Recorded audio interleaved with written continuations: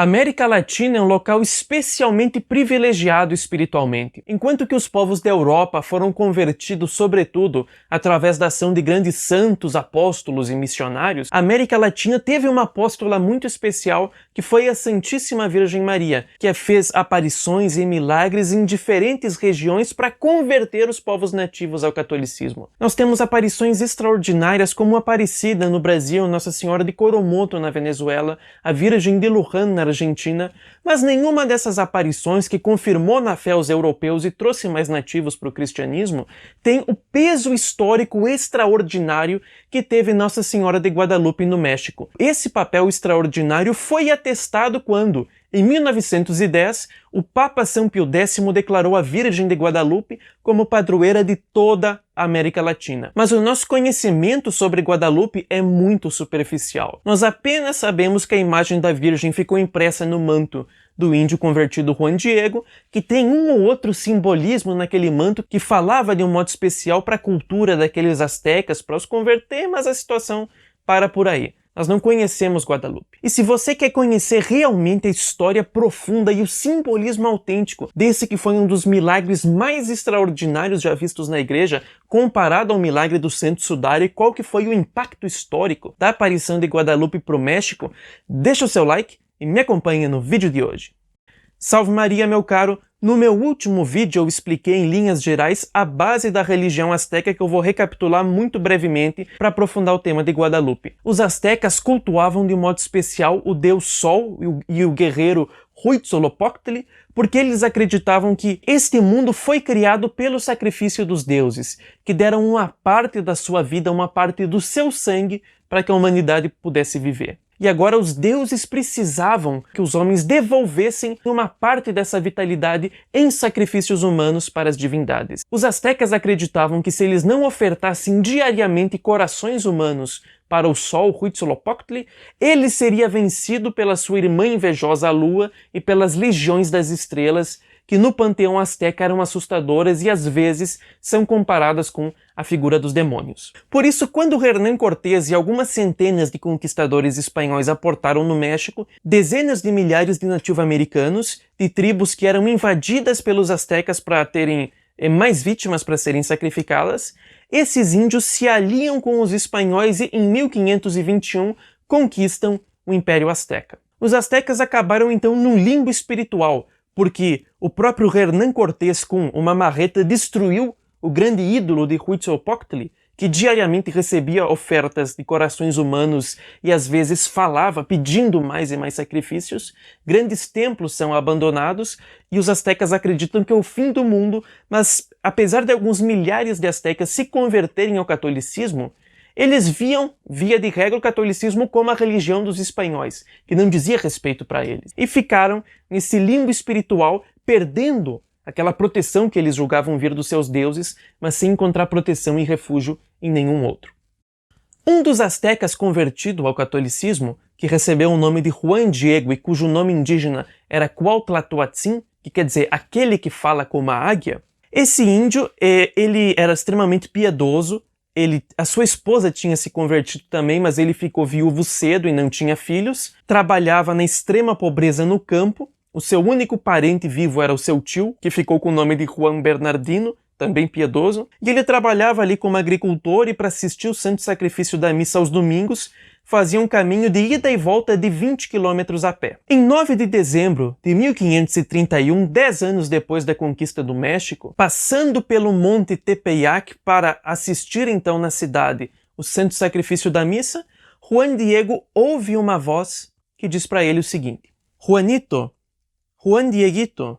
E quando ele olha para o céu, ele vê uma senhora, uma dama que se apresenta. Juanito, o menor dos meus filhos, aonde vais? Senhora, vou à tua casa na cidade. Ele reconheceu que era a Virgem Maria. Para participar nas coisas divinas e aprender os ensinamentos que nos dão os nossos sacerdotes, delegados do nosso Senhor. E a Virgem então respondeu, conforme Juan Diego contou depois e foi anotado pelos cronistas. Quero que tu, o menor dos meus filhos, saiba que eu sou a sempre Virgem Maria, a mãe do verdadeiro Deus, aquele que cria todas as coisas, dá a vida e é Senhor do céu e da terra. E eu sou também a vossa mãe, cheia de misericórdia. e por isso desejo vivamente que aqui me seja construído um templo, para que nele possa mostrar o meu amor, a minha compaixão, dar-te ajuda e defesa a ti, aos habitantes desse lugar, a todos os meus devotos que me invocam e têm confiança em mim. Nesse lugar quero ouvir seus lamentos, vir ao encontro de todas as suas misérias, sofrimentos e dores. Agora, para realizar quanto deseja a minha benignidade, deves ir à casa do prelado do México para lhe dizer que sou eu que te envio. Prometo-te a minha proteção, far-te-ei feliz e dar-te-ei uma grande recompensa por esse dever difícil que te confio. Agora que conheces a minha vontade, meu filho tão pequenino, vai e põe nisso toda a tua diligência.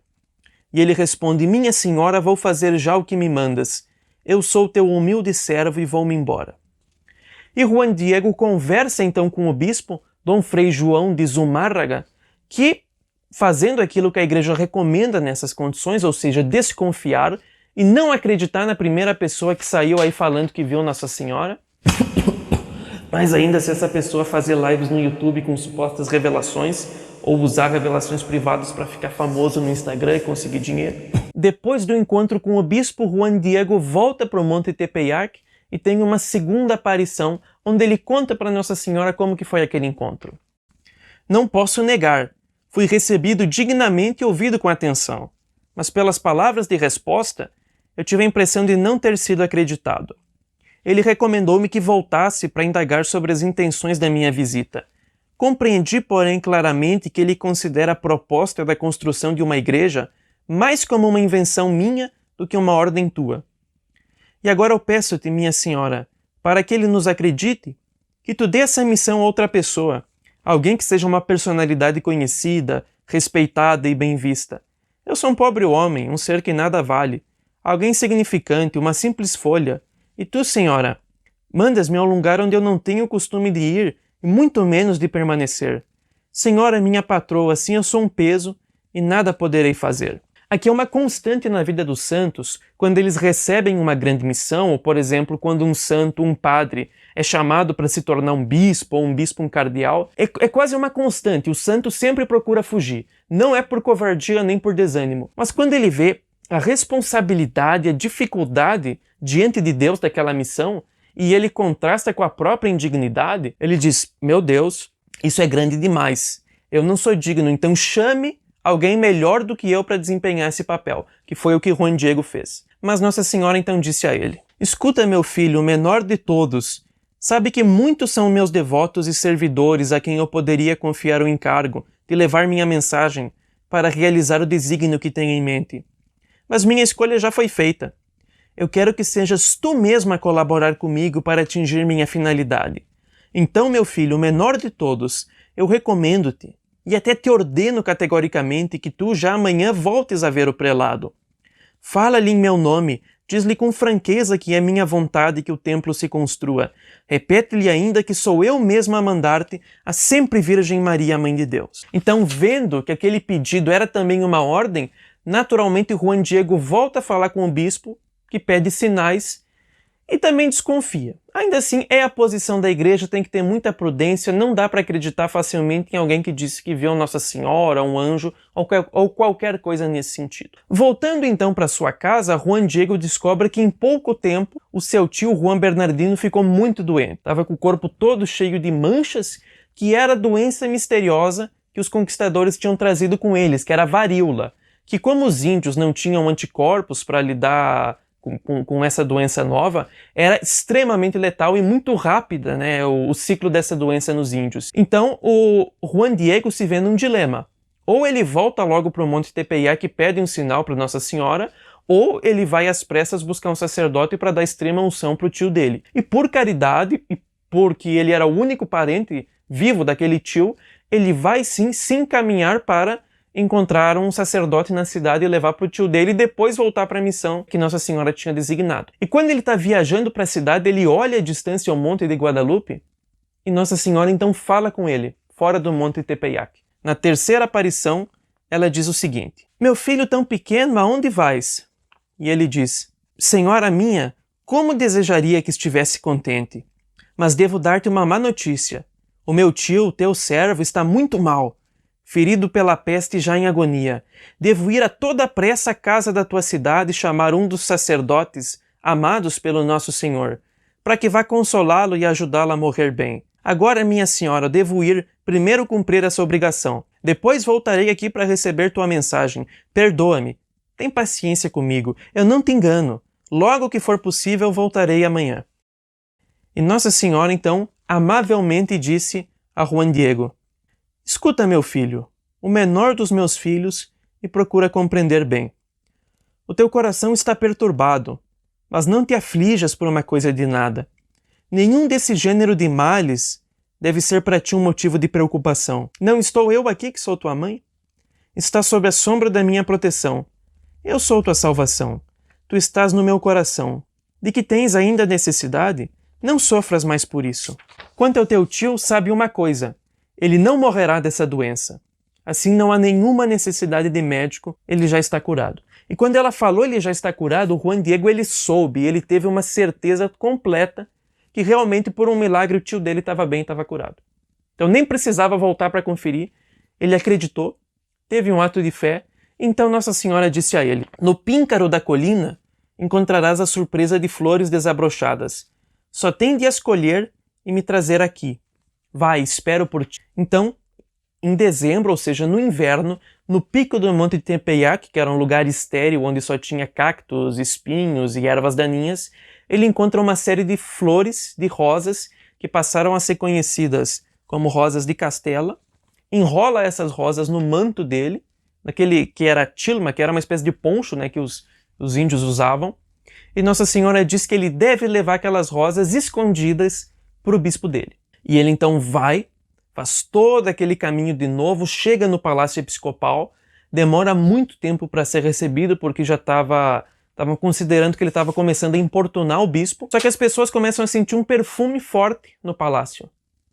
E vão percebendo que o perfume vem do manto que tinha alguma coisa enrolada do Juan Diego.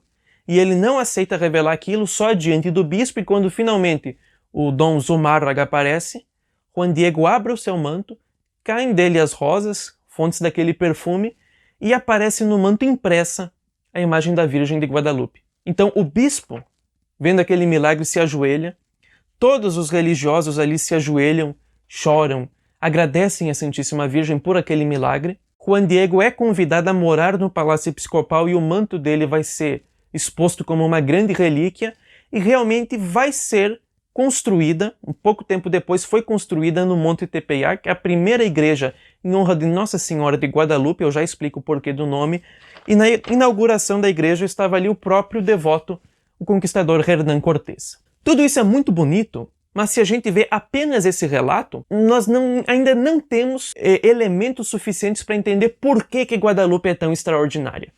E é aqui que é o diferencial desse vídeo, o diferencial do meu canal, que se você quer mais conteúdo, se inscreve, ativa as notificações, e todo mundo que puder fazer uma doação para ajudar o apostolado, que Deus o abençoe em dobro.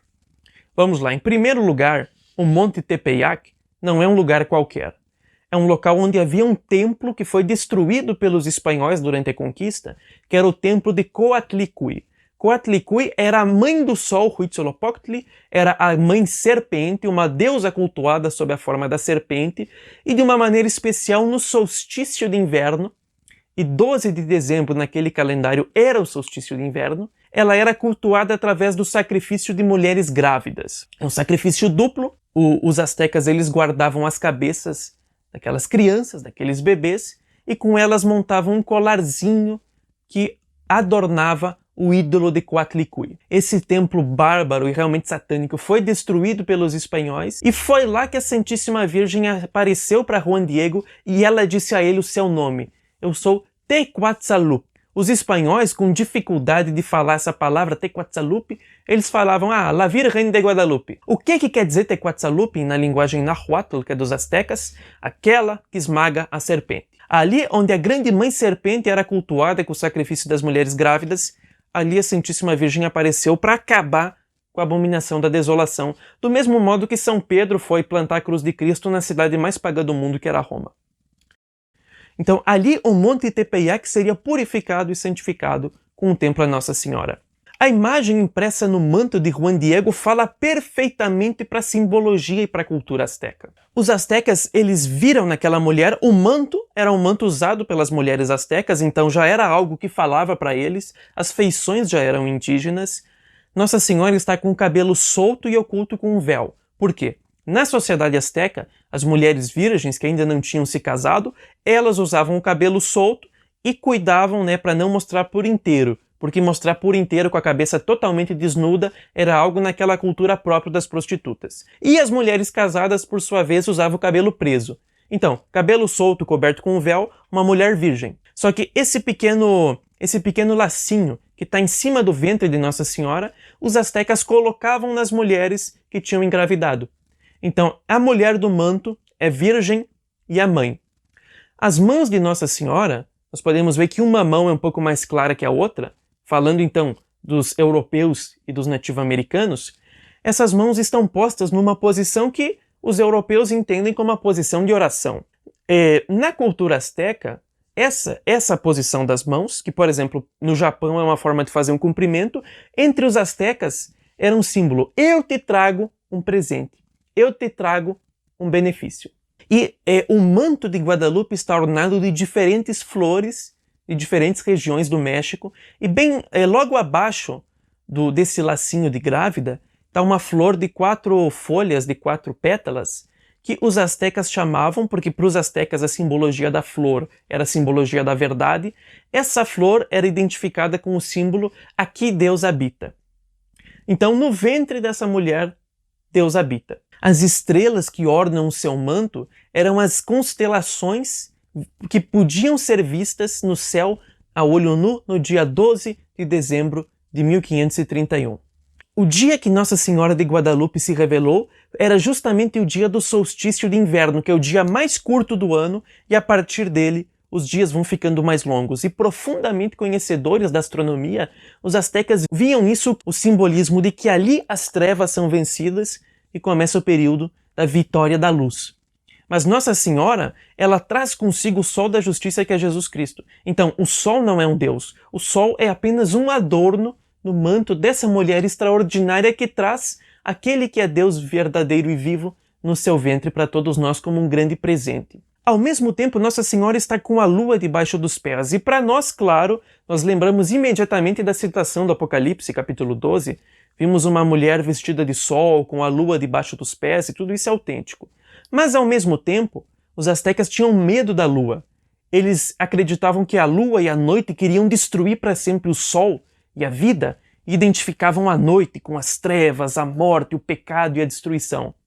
Pois bem, tudo isso é pisado, é destruído, é esmagado por Nossa Senhora. E, ao mesmo tempo, México quer dizer umbigo da lua. Então, era também o sinal de que a Virgem Tecuatzalupi, a Virgem que esmaga a serpente Coatlicue, essa Virgem iria reinar por cima de todo o México. A Virgem está sendo portada por um anjo. Esse anjo usa as roupas que os índios convertidos costumavam usar, e as asas desse anjo são asas de águia. E quem que fala como águia? Juan Diego Cuatlatoatzin, aquele que fala como a águia, que é o portador do manto, portador da Virgem de Guadalupe. A cor do manto dela, que é um azul levemente esverdeado, é também uma cor que era reservada ao imperador entre os astecas. Portanto, essa mulher é da mais alta nobreza e é uma imperatriz. E ela tem um pequeno broche com formato de cruz que pelas cores os astecas identificaram com jade. Jade é uma pedra semi-preciosa que os astecas utilizavam para fazer espelhos. Sim, ao contrário dos índios do Brasil, os astecas poliam o jade e tinham espelhos que eram objetos muito sagrados para eles. Tanto que algumas divindades, como Tezcatlipoca, eram representadas tendo espelhos. Então eles viram que era um objeto muito sagrado que adornava aquela mulher, que tinha o formato da cruz, que era o mesmo formato do símbolo da religião dos conquistadores espanhóis. Então eles identificaram a sadia enculturação, identificaram que essa Virgem, mãe do Deus verdadeiro, que traz a luz do sol verdadeiro para os astecas e espanta as trevas da lua e da noite, essa Virgem tão grande que usa as estrelas como adornos no seu manto e que é trazida por essa águia que é Juan Diego, essa Virgem tem a mesma religião dos conquistadores espanhóis, que é uma religião que fala para eles: catolicismo não é preso a nenhuma cultura, não é um fenômeno espanhol, não é um fenômeno português, nem italiano, nem francês, nem nada. O catolicismo é universal. Católicos em grego quer dizer conforme o todo. E a Igreja Católica significa a Igreja universal, que abarca todos os povos, culturas e tradições, limpando e purificando os elementos pagãos incompatíveis com a nossa fé, e é tudo isso que os missionários da Pachamama, do Sínodo da Amazônia não querem. Eles querem fazer um relativismo, misturando as luzes e as trevas, a virtude e o pecado, a mesa de Cristo com a mesa dos demônios. Mas Nossa Senhora de Guadalupe foi apóstola do México, sabendo purificar e trazer os bons elementos da cultura azteca e mostrar, não só para Juan Diego, mas para todos os aztecas que estavam naquele limbo espiritual, naquele desânimo, porque eles sentiam medo dos seus deuses que tinham parado de receber sacrifícios, mas não confiavam no Deus trazido pelos espanhóis. Pois bem, a mãe desse Deus chega para os aztecas e diz: não estou eu aqui que sou tua mãe? A Virgem Maria é mãe de Deus e é também mãe de cada um de nós, de cada membro do Império Azteca, e os convida à conversão e à santificação. E a partir daí, antes de Guadalupe, haviam mais ou menos 200 mil astecas convertidos ao catolicismo.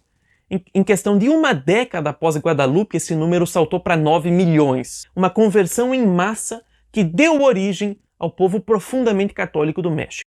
O manto, a túnica de Guadalupe, que é uma tilma, como os mexicanos chamam, que era feita de fibras de agave, é um tecido que dura mais ou menos 20 anos até começar a rasgar, estragar e ser destruído. A túnica de Guadalupe passou 116 anos sendo exposta sem nenhuma proteção, sendo tocada, sendo beijada, as pessoas colocando medalhas em contato. Em 2031 nós vamos comemorar 500 anos do manto incorrupto de Guadalupe, que não pega pó nele, ele não é sujo, não vem traças. No século XVIII, um funcionário que estava fazendo a limpeza ali daquela região próxima do altar derramou uma mistura de ácido e não corroeu o manto. Na época dos cristeiros, os socialistas e anticristãos fizeram um atentado e explodiram uma bomba dentro da Catedral de Guadalupe e o manto permaneceu absolutamente intacto, embora uma imagem de Nosso Senhor Jesus Cristo em bronze tenha ficado totalmente amassada. Então, são tantos os milagres de Guadalupe que é praticamente impossível a gente enumerar todos num vídeo tão curto. Mas um ponto interessante é que, assim como o Santo Sudário, é comprovado cientificamente que Guadalupe não é uma imagem que foi pintada. Nos anos 30, o Prêmio Nobel de Química, Dr. Richard Kim, foi chamado para então analisar a pigmentação, a origem das cores do manto, fazer toda uma série de testes científicos, e a conclusão do Prêmio Nobel de Química, conclusão de 1938, foi: os pigmentos da imagem não são nem de origem animal, nem de origem vegetal, nem de origem mineral, não sou capaz de determinar de onde procedem os pigmentos. Então nós temos aqui um prêmio Nobel dizendo: o que está impresso nesse manto não é tinta, não é sintético, não é animal, não sei o que é. Mas eu posso dizer que nada desse planeta, nada desse mundo é. Então é algo extraordinário, que sobreviveu a atentados, a túnica que não se desfez. No século XVIII, muitos católicos piedosos fizeram uma réplica no mesmo tecido, pintando da forma mais perfeita possível, para que eles tivessem uma réplica, porque não é todo mundo que pode frequentemente viajar até o santuário. A réplica durou 20 anos e se desfez porque é o tempo que a túnica leva para se desfazer nessas condições. Então, o milagre de Guadalupe mostra, há quase 500 anos, a Virgem Maria permanece conosco. Permaneceu junto aos astecas, que eram tão terríveis e tão cruéis, e os trouxe à conversão, e permanece entre nós, nesses dias tão tristes, tão dolorosos da história da Igreja, onde parece que onde os nossos eclesiásticos parece que querem jogar fora a Virgem de Guadalupe, a Virgem Aparecida, e entronizar demônios como a Pachamama, que é uma versão inca da deusa Coatlicue Azteca, entronizar todas essas abominações no santuário do templo, promovendo assim a perdição das almas numa escala nunca antes vista na história. Nesse momento de desânimo, confusão e perplexidade, devemos renovar a nossa confiança nas palavras da Virgem de Guadalupe: não estou eu aqui que sou sua mãe? E fazendo a ligação com as palavras de Fátima, que são as duas aparições que eu tenho particular devoção, Nossa Senhora disse que, por fim, o meu Imaculado Coração triunfará. E cabe a nós rezar, estudar, lutar e trabalhar pelo triunfo do Imaculado Coração de Maria contra esta falsa igreja sinodal que vem se infiltrando e se alastrando dentro da Santa Igreja Católica. Que Deus abençoe e salve Maria Imaculada.